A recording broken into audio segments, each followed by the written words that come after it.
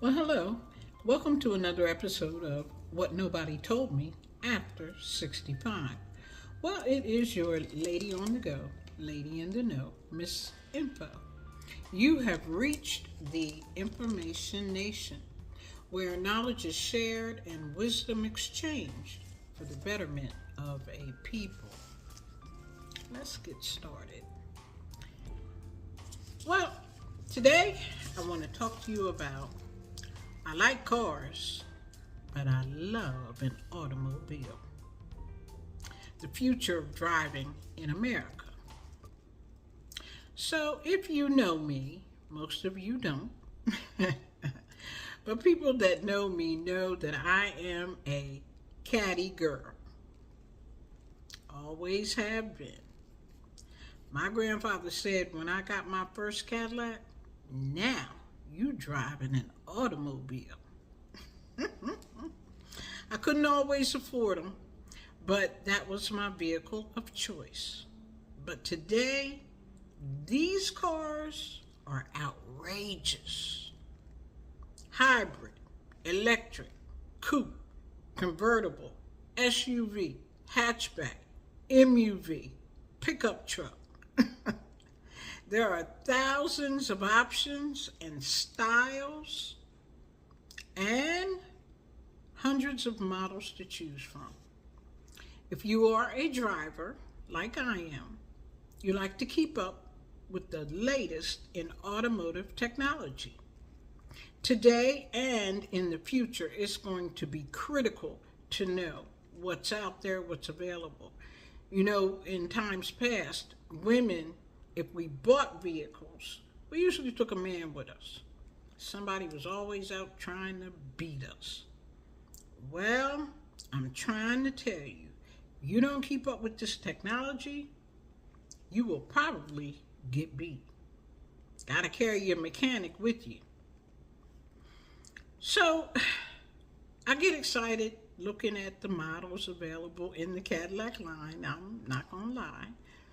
I'm currently driving a 2021 Cadillac XT5 V6 automatic, front wheel drive, auto climate control, lane assist, hands free liftgate. I can open it with my foot, backup camera, lane departure warnings, panoramic sunroof, remote start. I can start it from my phone, wireless phone charging inside my vehicle,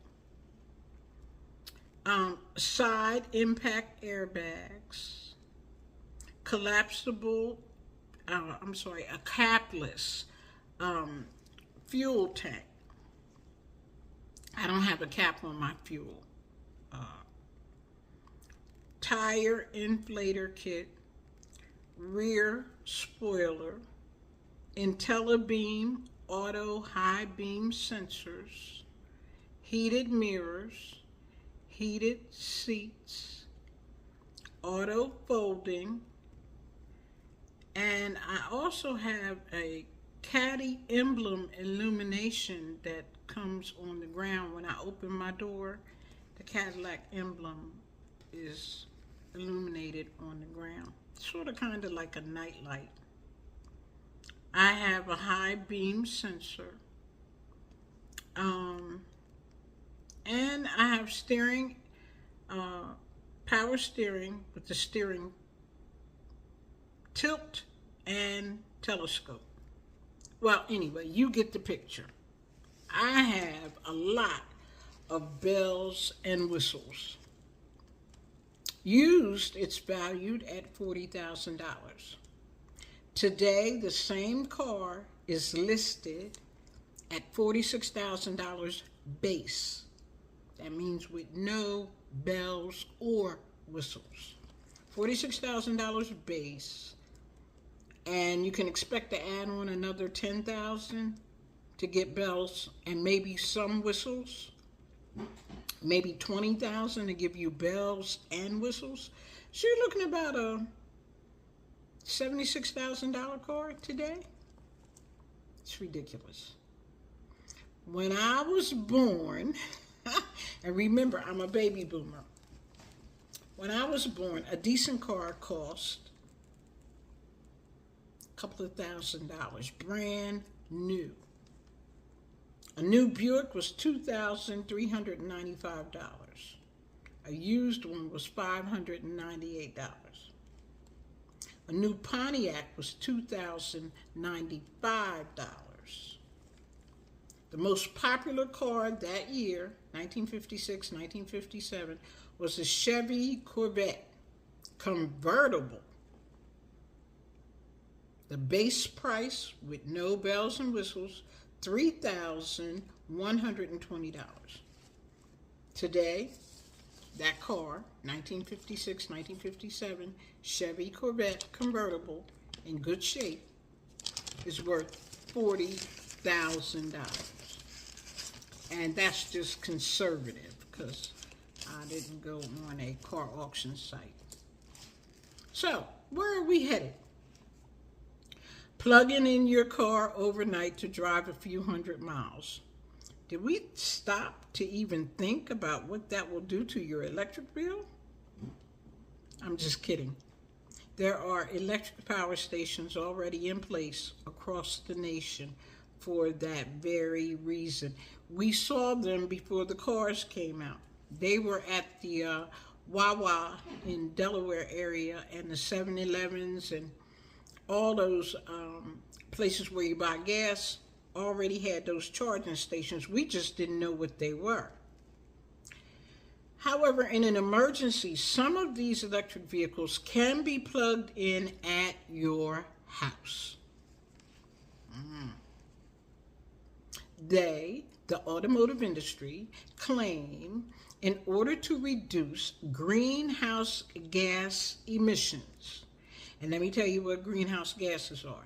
Methane and nitrous oxide escape into the atmosphere when we drive. Here are two other greenhouse gases that are emitted into the atmosphere when we use them: electricity and heat. Now, after 150 years of making a mess, now we want to go green, less of a carbon footprint. Really? So what exactly can we look forward to? Hybrid is at the top of the list. So what is it? It has a combustion engine, that's the gas engine, and an electric motor. They work together and power each other. They use gas and do not need to be plugged in. There are plug-in hybrids. These take gas, but can be plugged in too. The benefits. Well, the obvious benefit is that you're going to save on fuel. That's right off the bat. So you'll save on maintenance because there are no oil changes and that kind of thing. The government will pay you to drive one. They give you an incentive on your taxes. And some states offer incentives. So you really have to check and find out who is giving what for what. Do what? Your homework. So here's another plus to having these electric vehicles. An electric vehicle can always ride the HOV lane. HOV stands for high occupancy vehicle. It's a driver plus at least one other person in the car. You can drive that HOV lane. But this is just dumb. Just dumb. Some of that foolishness I was talking about yesterday on things that make you go, All right, let's move on. So, here's some of the features that are in these new vehicles. Autopilot. There'll be autopilot cars or hands-free driving car navigation systems that do it all, including parallel park. I know you've seen it on television. Now, mind you, they've been getting some bad press. they've been getting some bad press because I think it's the Tesla vehicle. It's been doing some crazy stuff. So I'm not saying that we are ready right now for all of this, but the technology is already here and has been here for a couple of years, since at least 2017. GPS is the most powerful tool, especially for the driverless technology. Driverless technology uses radar, satellite, and complex algorithms to operate your car safely, to navigate around town. You don't have your hands on it. I think they've had issues, again, not just Tesla, with the technology. If I'm not mistaken, Uber or one of those car pickup companies, but I'll check it next time. How about augmented reality vehicles? These cars have a computer in the dashboard that gives the driver supplementary information, like directions, your speed, and details about your surroundings. If you're passing a landmark, oh yes, to your left is Mount Rushmore, with over 2 million visitors a year. And now we're going past the Hoover Dam. And if you're interested in, restaurants, it's going to be giving you supplemental information, and it's called an augmented reality vehicle. I don't know. Now, this information, I believe this is the one where it's projected right in front of your eyes. I did look at that somewhere else. It has another name, where it's on your windshield. I don't know if I think that's annoying and distracting. But anyway, I do think it's the one where it's up on your windshield. But let me tell you a little story. I had a friend one time, and she was taking me home from work. My car had broke down, and I'll give you a ride. I said, all right, sounds good. And so we're talking and yakking, and she came to a red light. We stopped at the red light, and she took off, and we still yakking, and I looked over at her, and she peeping at me. We just talking, girl talk, and enjoying ourselves. But the windshield wiper was going like this. Going at a pretty good clip. And I said, hey, you want to turn your windshield off? And she looked at me and said, what windshield? And I said, pull over, I'm getting out. How in the world? That would just get on my nerves, but she didn't even see it. Needless to say, she never drove me anywhere else. So now electric vehicles will need electric batteries, right? Right. These vehicles store electric energy that powers the motor. Now, all of a sudden, we're no longer talking engines, but we're talking motors. Things that make you go, So let me tell you the difference. The difference between an engine and a motor. An engine converts various fuels into a mechanical force that then powers your car. All right? A motor, on the other hand, transforms electrical energy into a mechanical force that then powers your vehicle, and you can drive it.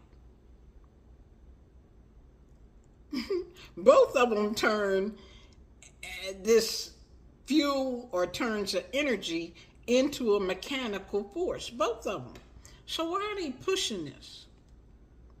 I'm going to tell you why in a few minutes. Number one, a motor is much cleaner. In an electric car, a motor is much cleaner. There are hardly any emissions being expelled from a motor. However, here are some drawbacks. In an electric car, temperatures, the fluctuation in temperatures, can affect their reliability. So you can come out one day, charged it all night, come out, and the temperature has dropped and your car ain't going to start. Temperamental. Additionally, pulling, hauling, anything on your vehicle is going to reduce their range. They can go so many miles on a charge.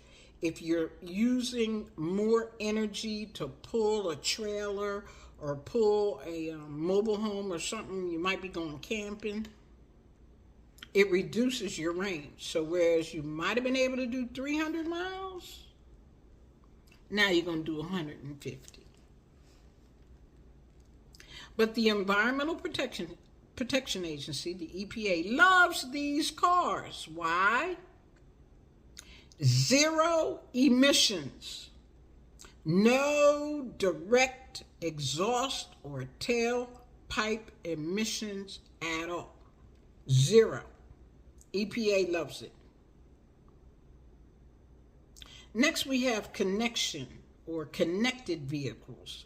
These are connected vehicles of the future, will be able to communicate with each other and outside systems. So you're driving down the highway in your car might be talking to the car 5 miles down the road, asking it, what do you see up there? Is it an accident? Is the road clear? Any debris on it? Now, in that instance, for safety, that's a good deal.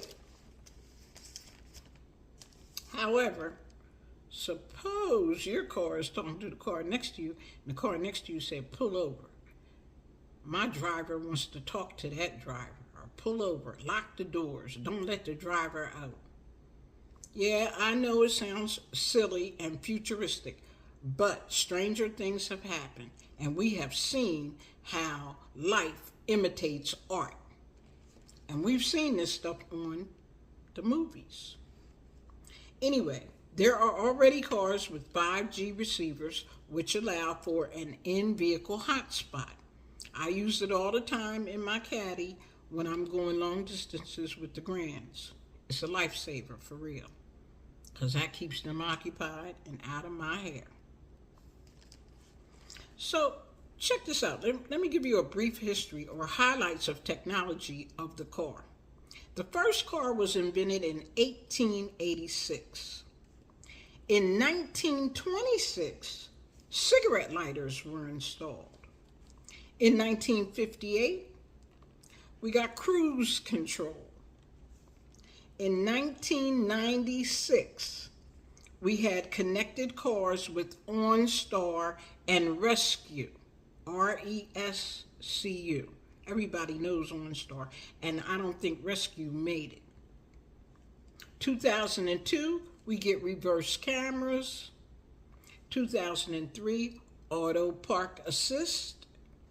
2010, driver assist features. And in 2020, self-driving cars. We done came a long way, baby. So, here are a few of the futuristic car names and their prices when they were available, if I could get a price. 2021, the Lotus Evija, E-V-I-J-A, or Evija.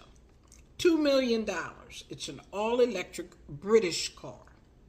2022, the Fisker Ocean Crossover. $30,000. That's what it costs, $30,000. And it's an all-electric SUV, American-made.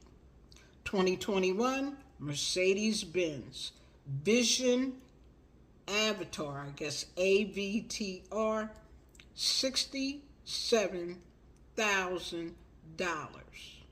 However, this whole car is 100% recyclable. 100%. Byton M. Byte. This is a Chinese German-made vehicle, part of the BMW and Nissan family. $45,000. It was supposed to be available in 2021. All electric with face recognition. You know the thing that you use on your iPad and your iPhone? Face recognition. However, the Byton M. Byte, bit the dust. It is no longer being made. And I didn't check into why. I just know it's not being made anymore. And last but not least, the Tesla Roadster. 2022 is available. It's been available. $200,000 is the base price. That's with no bells or whistles or thingamajigs. It is the fastest all-electric vehicle to date. There you have it. Not quite the Jetsons yet, but we getting there. Even if I'm not driving any of these future cars, it will be fun to sit on the sidelines and witness the evolution. Thank you for listening, and remember, you don't know what you don't know. Take care.